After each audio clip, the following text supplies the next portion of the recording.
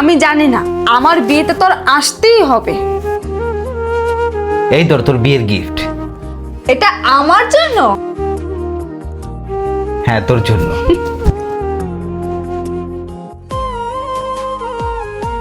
ভাইয়া, এটা তুই নিশ্চয়ই কারো কাছ থেকে ধান্দা করে নিয়ে আসছিস, তাই না? তা না হলে এত দামি হাত তুই কোথা থেকে আনলি?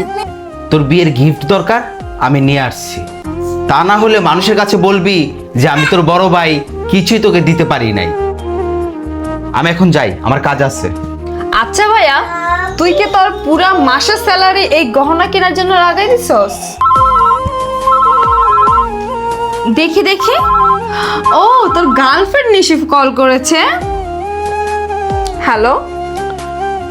ভাই, আপনার যে R15টা বিক্রি করে গেছেন, ওইটা তো কাগজপত্রে একটু সমস্যা আছে, আপনাকে কালকে আসতে হবে।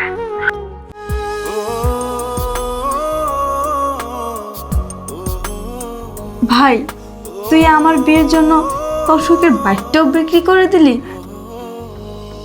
আমার বোনের বিয়ে বলে কথা, আর সেখানে আমার সামান্য একটা বাইক, সেটা কিছু না।